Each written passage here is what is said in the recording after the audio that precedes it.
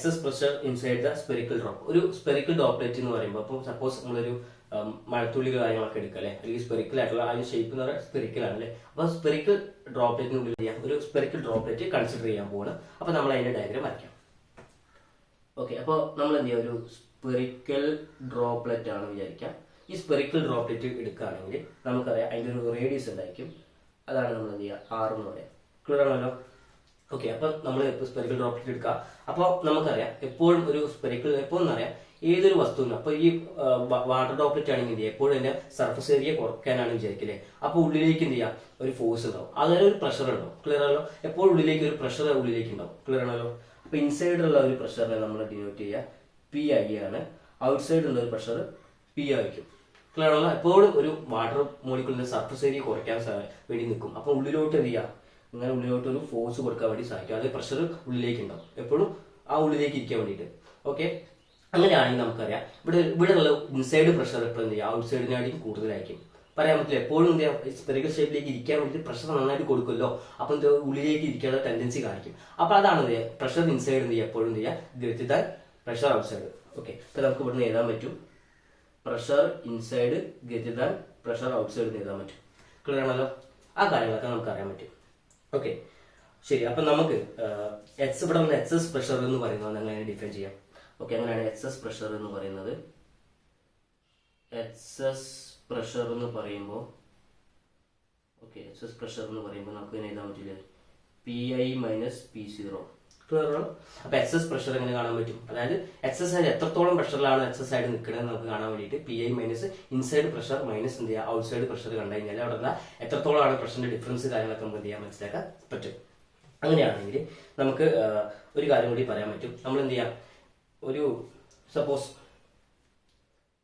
Okay, ഇപ്പൊ നമ്മള് ഉള്ളിൽ നന്നായിട്ട് പ്രഷർ ഉണ്ടെന്ന് പറഞ്ഞു അല്ലെ, അതൊരു ഔട്ട്സൈഡ് പ്രഷർ ഉണ്ടാവും. അപ്പൊ ഉള്ളിലെ പ്രഷർ മാക്സിമം ആയി കഴിഞ്ഞാൽ എന്ത് ചെയ്യുക, അതൊരു പുറത്തേക്ക് എന്ത് ചെയ്യുക, തള്ളാൻ വേണ്ടി ശ്രമിക്കും. ക്ലിയർ ആണ്? ഉള്ളിൽ മാക്സിമം പ്രഷർ ആയി കഴിഞ്ഞാൽ നമുക്ക് എന്ത് ചെയ്യാം, പ്രഷർ കൂടി കഴിഞ്ഞിരിക്കും. അപ്പം മാക്സിമം ഒരു പുറത്തേക്ക് പോകാനുള്ള ടെൻഡൻസി ഉണ്ടാവും. അതിന് നമ്മൾ എങ്ങനെയാണ് ഈ ഡയഗ്രത്തിൽ നമ്മൾ ഒന്നുകൂടി വരയ്ക്കാൻ പറ്റും. ഒന്നുകൂടി വരയ്ക്കാം. അപ്പോൾ സപ്പോസ് ഈ ഡയഗ്രം എങ്ങനെയായിരുന്നു അല്ലെ, നേരത്തെ പറഞ്ഞ ഡയഗ്രം എങ്ങനെയായിരുന്നു? ഓക്കെ, അപ്പോൾ ഡയഗ്രം എങ്ങനെയായിരുന്നു? അപ്പോൾ ഇതാണ് അതിന്റെ റേഡിയസ് പറഞ്ഞു. ഓക്കെ, ഉള്ളിലേക്ക് ഒരു പ്രഷർ ഉണ്ടാകുമ്പോൾ ഒരു മിനിറ്റ്, അപ്പോൾ ഉള്ളിലേക്ക് ഒരു പ്രഷർ ഉണ്ടാകുമ്പോൾ അത് പുറത്തേക്ക് ഇങ്ങനെ തള്ളാൻ ടെൻഡൻസി ഉണ്ടാവും അല്ലെ. അപ്പോൾ അങ്ങനെ പുറത്തേക്ക് ഇങ്ങനെ തള്ളുകയാണെങ്കിൽ ഇങ്ങനെ പുറത്തേക്ക് ഇങ്ങനെ തള്ളുക, എക്സസ് ആയിട്ടുള്ള ഒരു പ്രഷറാണ് നമ്മൾ ഡിനോട്ട് ചെയ്യുന്നത്. ഓക്കെ, അപ്പോൾ എക്സസ് ആയ പ്രഷർ നമ്മൾ ഡിനോട്ട് ചെയ്യുന്നത് ഡെൽറ്റ ആർ എന്നാണ് കേട്ടോ. അപ്പൊ ആ ഡെൽറ്റ ആർ ഡിസ്പ്ലേസ്മെന്റ് അവിടെ ഉണ്ടായി അല്ലേ, പുറത്തുള്ള. അപ്പോൾ ഇവിടെ ഇൻസൈഡ് പ്രഷർ ഉണ്ടായി പി ഐ, അപ്പോൾ ഔട്ട്സൈഡ് പ്രഷർ എന്ന് പറയുന്നത് പുറത്തേക്കാണല്ലേ. അപ്പോൾ ഒരു ഡിസ്പ്ലേസ്മെന്റ് ഉണ്ടായി. ഒരു ഡിസ്പ്ലേസ്മെന്റ് ഉണ്ടായി എന്ന് പറയുന്നതിന്റെ അടുത്ത് എന്താ, ഒരു വർക്ക് അവിടെ നടന്നിട്ടുണ്ട് അല്ലെ. ഒരു ഡിസ്പ്ലേസ്മെന്റ് ഉണ്ടായി എന്ന് പറയുമ്പോൾ അതായത് ഡിസ്പ്ലേസ്മെന്റ് ഉണ്ടാകുമ്പോൾ മാത്രമേ നമ്മൾ എന്തെങ്കിലും വർക്ക് ചെയ്തായിട്ട് കണക്കാക്കുള്ളൂ. അങ്ങനെയാണെങ്കിൽ നമുക്ക് ഇവിടെ വർക്ക് ഡൺ എന്ന് പറയാൻ പറ്റില്ലേ. ഓക്കെ, അപ്പോൾ ഇവിടെ വർക്ക് ഡൺ എന്ന് പറയുമ്പോൾ ഫോഴ്സ് ഇൻറ്റു ഡിസ്പ്ലേസ്മെന്റ് അല്ലേ. ക്ലിയർ ആണല്ലോ? ഫോഴ്സ് ഇൻറ്റു ഡിസ്പ്ലേസ്മെന്റ് ആണ് അല്ലേ. അത്ര കാര്യം നമുക്കറിയാം. ഓക്കെ, അപ്പൊ നമുക്ക് ആകെ അറിയുന്ന കാര്യം എന്ന് വെച്ചാൽ ഇപ്പോൾ ഒരു ഇക്വേഷനെ കുറിച്ച് അറിയാം. Pressure is equal to force divided by area എന്ന് പറയാൻ പറ്റും. ക്ലിയർ ആണോ? പ്രഷർ പറഞ്ഞാൽ അവിടെ നിന്നാണ് പ്രഷർ പറഞ്ഞാൽ ഫോഴ്സ് ഡിവൈഡഡ് ബൈ ഏരിയ എന്ന് പറയാൻ പറ്റും. അങ്ങനെ ഫോഴ്സിനെ എങ്ങനെ പറയാൻ പറ്റും? Force is equal to pressure into area എന്ന് പറയാൻ പറ്റും. ക്ലിയർ ആണല്ലോ? അങ്ങനെയാണെങ്കിൽ നമുക്ക് എന്ത് ചെയ്യാം, വർക്ക് ഡൺ കാണാൻ പറ്റും. വർക്ക് ഡൺ എങ്ങനെയാവും, ഈ ഫോഴ്സിന് ഇക്വേഷൻ വർക്ക് ഡണ്ണേക്ക് കൊടുക്കാം. അപ്പോൾ work done W is equal to force എന്ന് പറഞ്ഞാൽ ഇവിടെ ഉള്ള പ്രഷറിന് ഇവിടെ എന്താ, ആക്സസ് പ്രഷർ ആണ് അല്ലെ, P I minus P zero into area of a sphere. ഒരു സ്പിയറിന്റെ ഏരിയ എന്ന് പറഞ്ഞാൽ 4πr² ആണ്. ഒരു സ്പിയറിന്റെ ഏരിയ കാണാൻ ഇക്വേഷൻ 4πr². അപ്പൊ ഏരിയന്റെ ഭാഗത്ത് അവിടെ കൊടുക്കുക 4πr². ക്ലിയർ ആണല്ലോ? ഓക്കെ, അപ്പോൾ ഇത്ര കാര്യങ്ങൾ നമ്മൾ ഇവിടെ എഴുതി വെക്കുക. ദിസ് ഈസ് ഇക്വേഷൻ നമ്പർ 1 എന്ന് പറയാൻ പറ്റും. ഓക്കെ,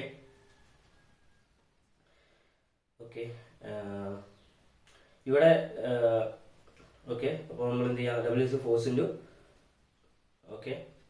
അതാണ് എന്ത് ചെയ്യുക, വർക്ക് പറഞ്ഞത്. ഫോഴ്സ് ഇൻറ്റു ഏരിയ പറഞ്ഞത് അല്ലേ, വർക്ക് പറഞ്ഞത്. ഓക്കെ, അപ്പോൾ നമ്മൾ ഇവിടെ പറഞ്ഞത് ഫോഴ്സ് ഇൻറ്റു ഏരിയ മാത്രമേ പറഞ്ഞത്. അപ്പോൾ നമ്മൾ ഒരു കാര്യം കൂടി ചെയ്യാണ്ട്, ഒരു മിനിറ്റ്, നമ്മൾ work to force into displacement അല്ലേ. അപ്പോൾ ഫോഴ്സിന് പറഞ്ഞ 4πr² എന്ന് പറഞ്ഞല്ലേ. ഇൻറ്റു നമ്മൾ എന്ത് ചെയ്യുക, അവിടെ ഒരു ഡിസ്പ്ലേസ്മെന്റ് ഇല്ല, ഡിസ്പ്ലേസ്മെന്റ് പറഞ്ഞാൽ ഡെൽറ്റ ആർ എന്ന് പറയാൻ പറ്റും. ക്ലിയർ ആണല്ലോ? ആ ഡിസ്പ്ലേസ്മെന്റ് ആണ് എത്രത്തോളം ആ റേഡിയസിന് മാറ്റേണ്ടത്, അതാണ് ശരിക്കുള്ള ഡിസ്പ്ലേസ്മെന്റ് അറിയാം. ആ ഇക്വേഷൻ നമ്മൾ 1 എന്ന് കൊടുക്കാം. ഓക്കെ ഓക്കെ അങ്ങനെയാണെങ്കിൽ നമുക്ക് എന്ത് ചെയ്യാം, അടുത്ത പേജിൽ എഴുതാം. ഓക്കെ അങ്ങനെയാണെങ്കിൽ എന്ത് ചെയ്യാം, ഇനീഷ്യൽ ആയിട്ടുള്ള സർഫസ് ഏരിയ ആദ്യം ഉണ്ടായ ആ ഒരു സ്പെറിക്കൽ ഡ്രോപ്പിന്റെ സർഫസ് ഏരിയ പറയാൻ പറ്റും. ഇനീഷ്യൽ സർഫസ്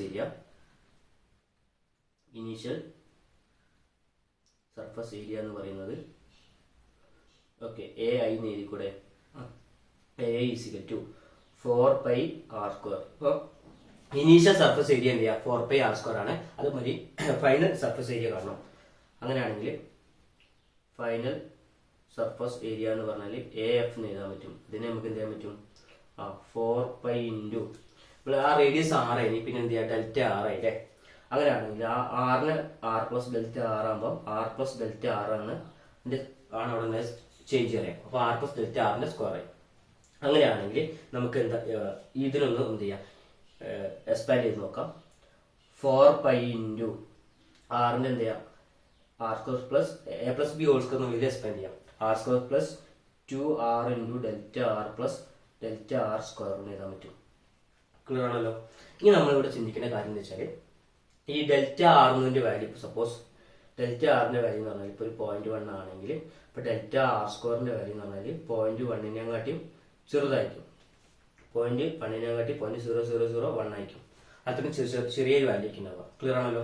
അങ്ങനെയാണെങ്കിൽ ആ വളരെ ചെറിയൊരു വാല്യൂ അപ്പം എന്തെങ്കിലും, അപ്പോൾ ഡെൽറ്റ ആറിന് നമ്മൾ ഇത് നെഗ്ലക്ട് ചെയ്യാം. ഡെൽറ്റ ആറ് നെഗ്ലക്ട് ചെയ്യാൻ പറ്റും. ക്ലിയർ ആണല്ലോ? അങ്ങനെയാണെങ്കിൽ നമുക്ക് എന്ത് ഇവിടെ ഇങ്ങനെ എഴുതി കൂടെ, 4π ഇൻറ്റു മൾട്ടിപ്ലൈ ചെയ്ത് 4πr² പ്ലസ് 8πr Δr എഴുതാൻ പറ്റും. ക്ലിയർ ആണല്ലോ? അപ്പോൾ ഇത്രയും കാര്യങ്ങൾ നമുക്ക് എഴുതാൻ പറ്റും.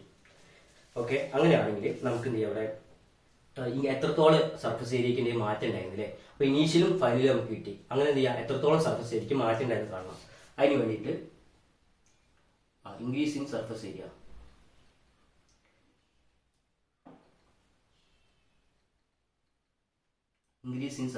എന്ന് പറയുമ്പോൾ AF minus A initial. Clear ആണല്ലോ?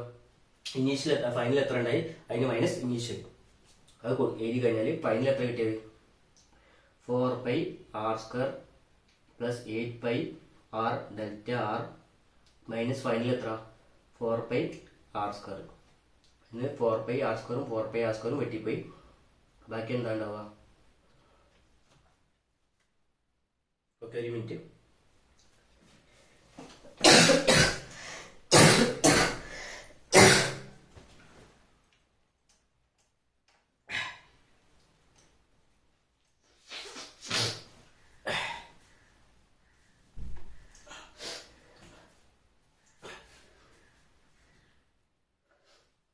ഓക്കെ അപ്പൊ നമ്മൾ ഇനി എങ്ങനെ എഴുതാൻ പറ്റും, അത് രണ്ടും വെട്ടിപ്പോയില്ലേ. അപ്പൊ അതിന് നമ്മളിങ്ങനെ എഴുതാൻ പറ്റില്ലേ, 8πr Δr. ക്ലിയർ ആണല്ലോ? ഇത് ഇക്വേഷൻ നമ്പർ 2 എന്ന് കൊടുത്തു. ഓക്കെ അപ്പോൾ 2 എന്ന് കൊടുത്തു. അപ്പോൾ ഇത്ര കാര്യങ്ങൾ നമുക്ക് എഴുതാൻ പറ്റും. ബാക്കി നമ്മൾ അടുത്ത പേജിൽ എഴുതാം. അങ്ങനെയാണെങ്കിൽ സർഫസ് എനർജിക്ക് ഒരു ഇക്വേഷൻ എഴുതാൻ പറ്റും. സർഫസ് എനർജി എന്ന് പറഞ്ഞാൽ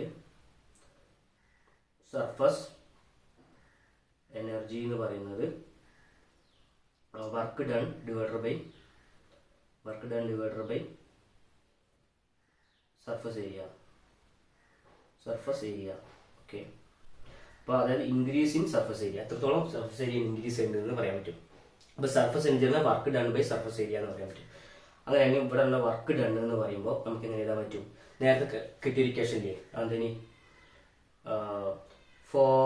PI minus P0 into 4πr² into Δr divide by surface area നേരത്തെ കിട്ടിയല്ലോ, എന്തിന് 8πr Δr. അപ്പോൾ ഇത്രയും കാര്യം നമുക്ക് കിട്ടി 8πr Δr. അപ്പോൾ വെട്ടിപ്പോള കാര്യം പറയുന്നത് വെട്ടിപ്പോവാ. അപ്പോൾ വെട്ടിപ്പോളത് ഇവിടെ 4π ഉണ്ട് 8π ഉണ്ട്, അപ്പോൾ 2 കിട്ടി. പിന്നെ 6 ഉണ്ട്, സ്ക്വയറും വെട്ടിപ്പോയി, Δr വെട്ടിപ്പോയി. ബാക്കിയുള്ള ക്വാണ്ടിറ്റി നമുക്ക് എടുത്ത് എഴുതാൻ പറ്റും. ബാക്കിയുള്ള ക്വാണ്ടിറ്റി പറഞ്ഞാൽ എത്ര വരും, P I minus P zero അല്ലേ. അപ്പം P I minus P zero into R by 2. Okay, അതാണ് എന്ത് ചെയ്യുക കിട്ടുന്ന സർഫസ് എനർജി എന്ന് പറഞ്ഞാൽ. സർഫസ് എനർജി എന്ന് പറയാം. ക്ലിയർ ആണല്ലോ. ഓക്കെ, അപ്പം നമുക്ക് അതുപോലെ തന്നെ നമുക്ക് പറയാൻ പറ്റും സർഫസ് എനർജിയും സർഫസ് ടെൻഷനും ന്യൂമറിക്കലി ഈക്വൽ ആണെങ്കിൽ, അതായത് സർഫസ് എനർജിയും സർഫസ് ടെൻഷനും ന്യൂമറിക്കലി ഈക്വൽ ആണെങ്കിൽ നമുക്ക് ഇവിടെ എഴുതാൻ പറ്റും surface tension S is equal to P I minus P zero into R by 2. Clear ആണല്ലോ. അങ്ങനെയാണെങ്കിൽ നമുക്ക് P I minus P zero അങ്ങോട്ട് കൊണ്ടുവരാം. P I minus P zero എന്ന് പറഞ്ഞാൽ 2s ഡിവൈഡഡ് ബൈ ആർ എന്ന് എഴുതാൻ പറ്റും. എന്താണ് പറഞ്ഞത്? P I minus P zero പറഞ്ഞാൽ 2s മൈനസ് ആർ. ഇതിന് ഇക്വേഷൻ നമ്പർ 3 എന്ന് എഴുതാൻ പറ്റും.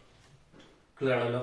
അപ്പോൾ ഒരു ലിക്വിഡ് ഡ്രോപ്പ് ആകുമ്പോൾ അവിടെ ഉണ്ടാവുന്ന എക്സസ് പ്രഷർ എന്ന് പറഞ്ഞാൽ P I minus P zero is equal to 2s by R നമുക്ക് എന്ത് ചെയ്യാം എഴുതാൻ പറ്റും. ഓക്കെ, അപ്പോൾ നമുക്ക് ഇത് എന്താ എഴുതാൻ പറ്റുക? ഒരു ലിക്വിഡ് ഡ്രോപ്പിൻ്റെ കേസ് അല്ലേ. ഇതാണ് ഒരു ലിക്വിഡ് ഡ്രോപ്പിൻ്റെ കേസിലുള്ള പ്രഷർ എന്ന് പറയും.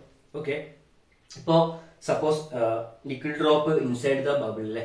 ഓക്കെ, അപ്പോൾ ഈ വെള്ളത്തിൻ്റെ ഉള്ളിലാണ് എന്ത് ചെയ്യുക ആ ഒരു സപ്പോസ് ഇപ്പോൾ ഞാനൊരു ഡയഗ്രാം വരയ്ക്കാം.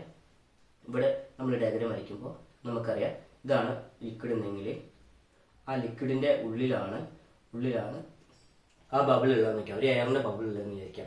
അങ്ങനെയാണെങ്കിൽ അവിടെയുള്ള പ്രഷർ ഇൻസൈഡ് ദ പ്രഷർ കണ്ട്, അതായത് എത്ര എക്സസ് പ്രഷർ എന്ന് പറയുമ്പോൾ P I minus P zero എന്ന് പറയുമ്പോൾ 2s ബൈ ആർ ആയിരിക്കും. Clear by R.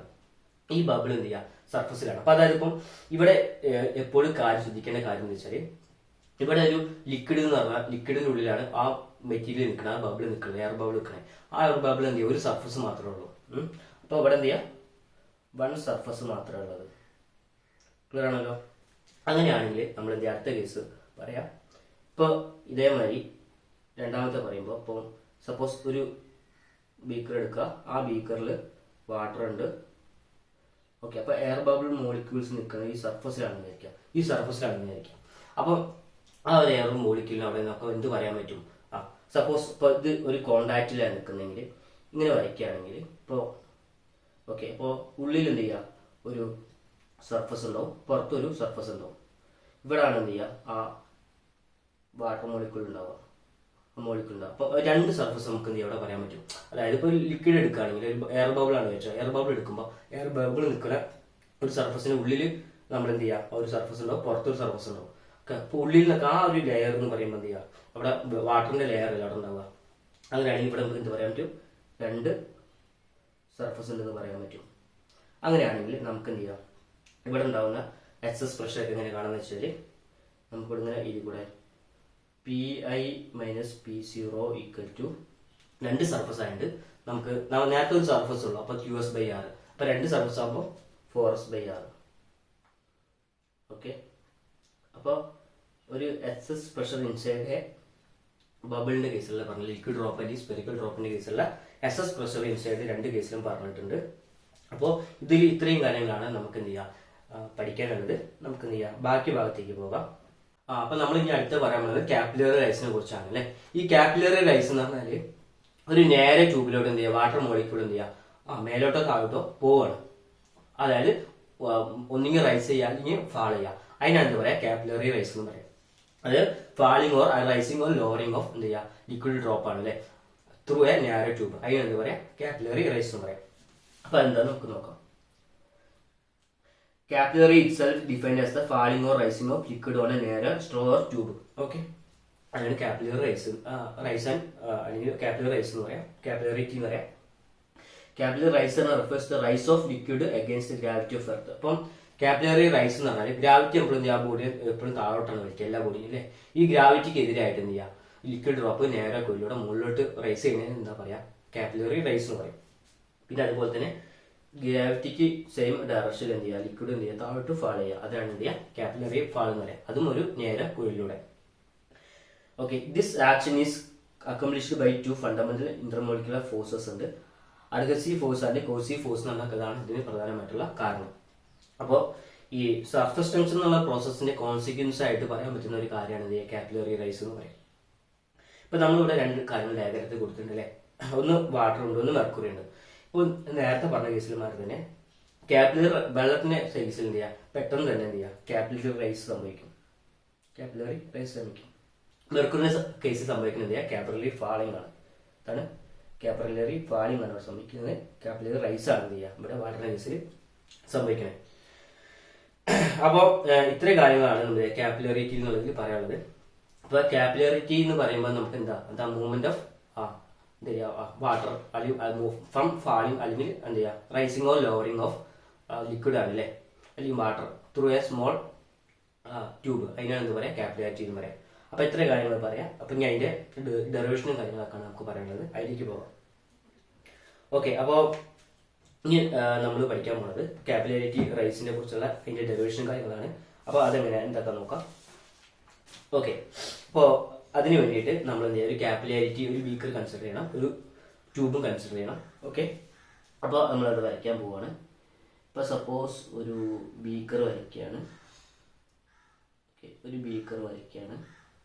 ക്ലിയർ ആണല്ലോ. ഇപ്പോൾ ബീക്കറിൽ എന്ത് ചെയ്യുക, നമുക്ക് ഒരു ലിക്വിഡ് ഉണ്ട്, ഇപ്പോൾ സപ്പോസ് വാട്ടർ ഉണ്ട്. ക്ലിയർ ആണല്ലോ. അപ്പോൾ നമ്മൾ എന്തെങ്കിലും നമ്മളെന്ത് നേരമായിട്ടുള്ള കുഴലെടുക്കുക, ഒരു നേരം കുഴലെടുക്കുക. ക്ലിയർ ആണല്ലോ. ഇപ്പം നമുക്കൊന്നുകൂടി വരയ്ക്കാം. ഇപ്പോൾ നേരമായിട്ടുള്ള കുഴൽ കൺസിഡർ ചെയ്യാം. ഇത് ഇത്ര നമുക്ക് ചെയ്യാം, ഇത്ര വലുപ്പമില്ല, ചെറുതാണെന്ന് കാണിക്കാം. അപ്പം എളുപ്പത്തിനാണ് ഇങ്ങനെ കാണിച്ചത്. അപ്പം നേരത്തെ ഈ വാട്ടർ മോളിക്കൂൾ എന്ത് ചെയ്യുക, ഇങ്ങനെയാണ് നിൽക്കുക അല്ലേ, ഇങ്ങനെ ഒരു കോൺകേവ് ഷേപ്പിലാണ് ഉള്ളിലോട്ട് കുഞ്ഞിട്ടാണ് നിൽക്കുക.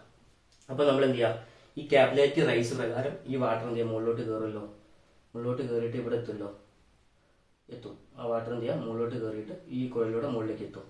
അവിടെ ഉണ്ടാവുന്ന ഹൈറ്റിനാണെന്ന് പറയാം എച്ച് എന്ന് പറയാം. ആ റൈസിങ് ഹൈറ്റ് ആണ് എച്ച് എന്ന് പറയാം.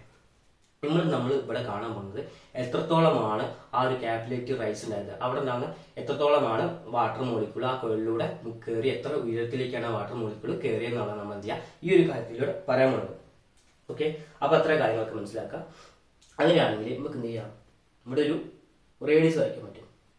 ഈ ഒരു പോയിന്റ് എന്ത് ചെയ്യുക, നമ്മൾ എ എന്ന് പറയാൻ പറ്റുകയാണെങ്കിൽ ഓക്കെ, നമ്മൾക്കറിയാം ഒരു കോൺകേവ് അല്ലേ. അപ്പൊ നമ്മൾ ഇതിനൊരു സർക്കിളായിട്ട് കൺസിഡർ ചെയ്യാം. ഒരു സർക്കിളിന്റെ ഒരു ഭാഗമാണല്ലോ കോൺകേവ് എന്ന് പറഞ്ഞാല്. ഓക്കെ, അപ്പൊ അതിന് നമ്മൾ സർക്കിളായിട്ട് കൺസിഡർ ചെയ്യാം. ഒരു സർക്കിളായിട്ട് കൺസിഡർ ചെയ്യാം. ഓക്കെ, ആ സർക്കിളിന്റെ സെൻട്രലാണ് O എന്നുള്ള പോയിന്റ് കൺസിഡർ ചെയ്യാം. ക്ലിയർ ആണല്ലോ. അപ്പൊ അവിടേക്കുള്ള റേഡിയസിനെ നമ്മൾ എങ്ങനെ കൺസിഡർ ചെയ്യാം, റേഡിയസിനെ നമ്മൾ R എന്ന് കൺസിഡർ ചെയ്യാം.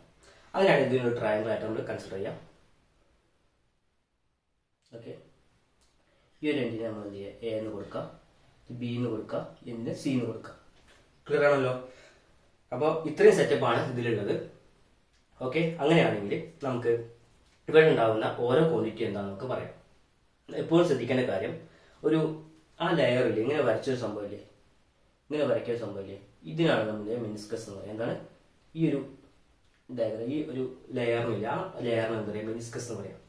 ഓക്കെ, അപ്പൊ നമ്മൾക്ക് അറിയാൻ പറ്റും ആ കുഴലിന്റെ ഉള്ളിൽ ഒരു പ്രഷർ ഉണ്ടാവും, അതുപോലെ തന്നെ കുഴലിന്റെ പുറത്ത് ഒരു പ്രഷർ ഉണ്ടാവും. ക്ലിയർ ആണല്ലോ. അങ്ങനെയാണെങ്കിൽ പി ഐ എന്ന് പറഞ്ഞാൽ പ്രഷർ ഇൻസൈഡ് ദ മെനിസ്കസ്, മെനിസ്കസിന് ഉള്ളിലുള്ള പ്രഷർ എന്ത് ചെയ്യുക, പി ഐ എന്ന് പറയാം. പ്രഷർ ഔട്ട്സൈഡ് ദ മെനിസ്കസിന് എന്ത് ചെയ്യുക, പി ഒ എന്ന് പറയാം. ക്ലിയർ ആണല്ലോ. അങ്ങനെയാണെങ്കിൽ നമുക്കിവിടെ പറയാൻ പറ്റും റോ എന്ന് പറയുന്നത്, റോ എന്ന് പറഞ്ഞാൽ ഡെൻസിറ്റി ഓഫ് ദ ഫ്ലൂയിഡിന്റെ ഡെൻസിറ്റിയാണ്. ഓക്കെ, അല്ലെങ്കിൽ ലിക്വിഡിന്റെ ഡെൻസിറ്റിയാണ്. എസ് എന്ന് പറഞ്ഞാൽ ഇവിടെ നിന്നുള്ള സർഫസ് ടെൻഷൻ ആണ്. അങ്ങനെയാണെങ്കിൽ ആർ എന്നുള്ള റേഡിയസ് ഓഫ് ദ മെനിസ്കസ് ആണ്. ആ മെനിസ്കസിന്റെ റേഡിയസ് ആണ് ക്യാപിറ്റൽ ആർ എന്ന് പറയുന്നത്. അപ്പൊ ഇത്രയും കാര്യങ്ങളൊക്കെ ഈ ഡയഗ്രാമിൽ നോക്കി നമുക്ക് എന്ത് ചെയ്യാം, എഴുതാൻ പറ്റും. അപ്പൊ നമ്മളൊരു ഡയഗ്രാം വരയ്ക്കുമ്പോൾ ഡയഗ്രാം വരച്ചു കഴിഞ്ഞാൽ എങ്കിലും എന്ത് ചെയ്യാം, നമുക്ക് ഈ കാര്യങ്ങളൊക്കെ നമുക്ക് എഴുതാം. ഓക്കെ, അങ്ങനെയാണെങ്കിൽ നമുക്ക് എന്ത് ചെയ്യാൻ പറ്റും, ഇവിടെ ഒരു ഇൻസൈഡ് ഒരു പ്രഷർ ഉണ്ടാവും, ഔട്ട്സൈഡ് ഒരു പ്രഷർ ഉണ്ടാവും. അപ്പൊ അവിടെ തമ്മിൽ ഒരു പ്രഷർ ഡിഫറൻസ് ഉണ്ടാവും. ഓക്കെ, അപ്പൊ നമ്മൾ എങ്ങനെ എഴുതാൻ പറ്റും, ഡിഫറൻസ് ഇൻ പ്രഷർ എഴുതാൻ പറ്റും, ഡിഫറൻസ് ഇൻ പ്രഷർ എഴുതാൻ പറ്റും, ഡിഫറൻസ് ഇൻ പ്രഷർ എഴുതാൻ പറ്റും. ഓക്കെ, അതെങ്ങനെ എഴുതാൻ പറ്റും, P I minus P zero equal to 2s/r. നമ്മൾ നേരത്തെ എഴുതി പഠിച്ചില്ലേ, P I minus P zero equal to 2s/r നമുക്ക് എന്ത് ചെയ്യാം, എഴുതാൻ പറ്റും. ഓക്കെ, അങ്ങനെയാണെങ്കിൽ നമുക്ക് എന്ത് ചെയ്യാം, ഈ ഹൈറ്റ് കാണാൻ വേണ്ടിയിട്ട് നമ്മൾ എന്ത് ചെയ്യാം, റെക്റ്റാങ്കിൾ കൺസിഡർ ചെയ്യാം. റെക്റ്റാങ്കിൾ കൺസിഡർ ചെയ്താൽ rectangle A B C consider ചെയ്യുകയാണെങ്കിൽ കോസ് തീറ്റ എങ്ങനെ എഴുതാൻ പറ്റും? കോസ് തീറ്റ എന്ന് പറയുന്നത് ഇവിടെ എന്ത് ചെയ്യാം, നമുക്ക് എന്ത് ചെയ്യാം, അഡ്ജസൻറ്റ് സൈഡ് ബൈ ഹൈപ്പോട്ടേനിയസ് എന്നുള്ള രീതിയിൽ എഴുതാൻ പറ്റും. അഡ്ജസൻറ്റ് സൈഡിൻ്റെ അടുത്തുള്ള AC ഡിവൈഡഡ് ബൈ AB അല്ലേ? ഓക്കെ, ഇവിടെ AC എത്രയാണ്? AC എന്ന് പറഞ്ഞാൽ A അല്ലേ?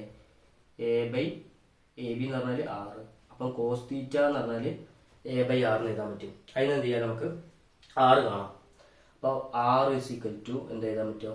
A/cos തീറ്റ എന്ന് എഴുതാൻ പറ്റും. ഇതിന് ഇക്വേഷൻ നമ്പർ 1 എന്ന് കൊടുക്കും. ക്ലിയർ ആണല്ലോ? അപ്പോൾ ആ ട്രയാങ്കിൾ കൺസിഡർ ചെയ്യുക. അതിന് എന്ത് ചെയ്യുക, കോസ് തീറ്റ കാണാം. അപ്പോൾ ഇതിന് എന്ത് ചെയ്യുക, 6 കിട്ടും. 6 ഇസ് A/cos തീറ്റ എന്ന് കിട്ടും. അപ്പോൾ ഇത്ര കാര്യങ്ങളൊക്കെ നമ്മൾ മനസ്സിലാക്കുക. ഓക്കെ, ഈ ഒരു ഇക്വേഷൻ നമ്മൾ ഫസ്റ്റ് കിട്ടിയ ഇക്വേഷൻ നമ്പർ A എന്ന് കൊടുക്കാം. ഓക്കെ, അപ്പോൾ ഇനി നമ്മൾ ചെയ്യേണ്ട കാര്യം വെച്ചാൽ A എന്നുള്ള ഇക്വേഷനിലേക്ക് 1 എന്നുള്ള ഇക്വേഷൻ കൊടുക്കാം. അങ്ങനെയാണ്, അതായത് A1 in A എന്നുള്ളതിൽ 1 എന്ത് ചെയ്യാം, എയിലേക്ക് കൊടുക്കാം. അങ്ങനെയാണെങ്കിൽ നമുക്ക് എഴുതാൻ പറ്റും PI minus P0 equal to 2S divided by 6ന്റെ സ്ഥാനത്ത് A/cos തീറ്റ. കോസ് തീറ്റ എന്ത് ചെയ്യാം, മേലോട്ട് പോകും. ഇതിന് ഇക്വേഷൻ നമ്പർ 3 എന്ന് എഴുതാൻ പറ്റും. ഓക്കെ, അപ്പോൾ ഇത്രയും കാര്യങ്ങൾ നമുക്ക് കിട്ടി. ഇനി അങ്ങനെയാണ് എന്ത് ചെയ്യുക, അടുത്ത പേജിലേക്ക് എഴുതാം ബാക്കി. ഓക്കെ, അപ്പോൾ ഇത്ര കാര്യങ്ങളൊക്കെ എഴുതി. ഇനി നമ്മൾ എഴുതാൻ പോകണമെന്ന് വെച്ചാൽ, ഓക്കെ, അപ്പോൾ നമ്മൾ ഒരു പാസ്കൽസ് ലോ നമ്മൾ നേരത്തെ പഠിച്ചിട്ടുണ്ട് അല്ലേ? നമ്മൾ ഒരു പാരഡോക്സിന്, ഹൈഡ്രോസ്റ്റാറ്റിക് പാരഡോക്സ് എന്ന സംഭവം പഠിച്ചിട്ടുണ്ട്, ഓർമ്മ ഉണ്ടോ? ഹൈറ്റ് ആണ് എന്ത് ചെയ്യുക, ഹൈഡ്രോസ്റ്റാറ്റിക് പാരഡോക്സിന് ഡിപ്പെൻഡ് ചെയ്യുന്ന ഒരു ഫാക്ടർ. ഇപ്പോൾ സപ്പോസ് 2 മോളിക്യൂൾസ് ഇവിടെ, ഇപ്പോൾ നമ്മൾ ഇവിടെ വരയ്ക്കാം. ഇപ്പോൾ 2 മോളിക്യൂൾസ് ഉണ്ട്. ആ 2 ഇപ്പോൾ ഇങ്ങനെയാണെന്നുണ്ടെങ്കിൽ 2 മോളിക്യൂൾസും നിൽക്കുന്നത് ഒരേ ഹൈറ്റിലാണെങ്കിൽ നമുക്ക് എന്ത് ചെയ്യാം, ആ ഒരു അവിടെ നിന്നാണ് പ്രഷറിന്റെ വാല്യൂ എന്ത് ചെയ്യാം, സെയിം ആയിട്ടിരിക്കും. അതായത് സെയിം ഹൈറ്റ് ആണെങ്കിൽ സെയിം പ്രഷറാണ് ഉണ്ടാവുക.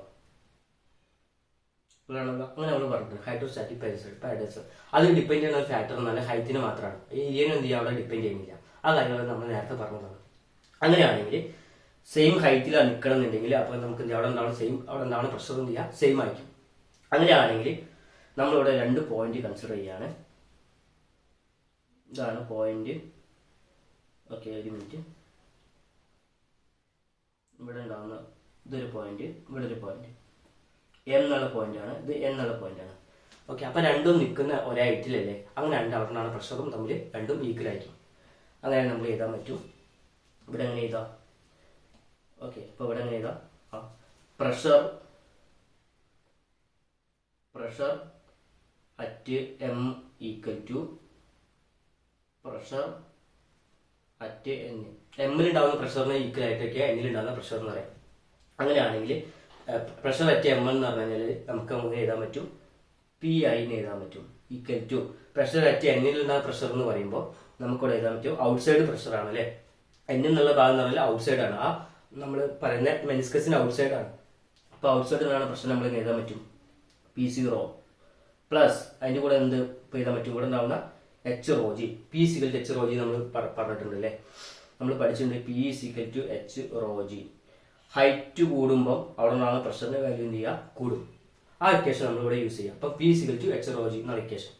അങ്ങനെയാണെങ്കിൽ PI = P0 പ്ലസ് HρG നമുക്ക് എഴുതാൻ പറ്റും. ക്ലിയർ ആണല്ലോ? അങ്ങനെയാണെങ്കിൽ നമുക്ക് ഇവിടെ നിന്ന് എഴുതാൻ പറ്റുമല്ലോ PI മൈനസ് P0 = HρG എന്ന് എഴുതാൻ പറ്റും. ഇതിന് ഇക്വേഷൻ നമ്പർ 4 എന്ന് നോക്കാം. ക്ലിയർ ആണല്ലോ? അതിൽ നിന്നിട്ട് നമ്മൾ എന്ത് ചെയ്യാം, H കാണാം. H എന്ന് പറയുന്നത് എന്തായിരിക്കും, PI. ഓക്കെ, അപ്പോൾ നമ്മൾ ഇത് കാണാൻ വേണ്ടിയിട്ട് ഇപ്പോൾ നമുക്ക് ഇവിടെ 4 എന്ന ഇക്വേഷൻ കിട്ടിയില്ലേ? ഓക്കെ, അപ്പോൾ നമുക്ക് ഇതിന് മുന്നേ പഠിച്ച ഇക്വേഷൻ ഇല്ലേ, PI മൈനസ് P0 HρG ഇല്ലേ? ഇക്വേഷൻ നമ്പർ 4 ആണ്. അതിന് തൊട്ട് മുന്നേ പഠിച്ച ഇക്വേഷൻ ഇല്ലേ, PI minus P0 = 2S cos θ by A. ആ 2 ഇക്വേഷൻ ഇക്വേഷൻ 3 and 4.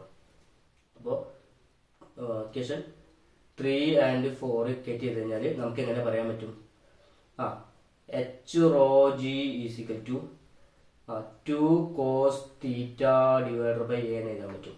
ക്ലിയറാണല്ലോ? അതിന് H കാണും. H = 2 cos θ ബൈ A/ρG എന്ന് എഴുതാൻ പറ്റും. H = 2 cos θ ബൈ A/ρG എന്ന് എഴുതാൻ പറ്റും. ക്ലിയർ ആണല്ലോ? അപ്പോൾ എന്താ പറഞ്ഞത്, ഇവിടെ ഉണ്ടാവുന്ന ക്യാപിലറി റൈസിൽ എന്ത് ചെയ്യാം, ഈ എത്രത്തോളം ഹൈറ്റിലാണ് ഇവിടെ ലിക്വിഡ് എന്ത് ചെയ്യുക അതിന്റെ കാപ്പിലറിക്കിലൂടെ ആ ട്യൂബിലൂടെ മുകളിലേക്ക് കയറി എന്നുള്ള ആ ഹൈറ്റാണ് നമ്മൾ എന്ത് ഇവിടെ കണ്ടുപിടിച്ചത്. ക്ലിയർ ആണല്ലോ? അപ്പോൾ ഈ പറഞ്ഞ കാര്യങ്ങളൊക്കെ എല്ലാവർക്കും മനസ്സിലായെന്ന് വിശ്വസിക്കുന്നു. അപ്പോൾ അടുത്തൊരു ചാപ്റ്റർ ആയിട്ട് നമ്മൾ അടുത്ത ക്ലാസ്സിൽ കാണാം. അതുവരെ ഗുഡ് ബൈ.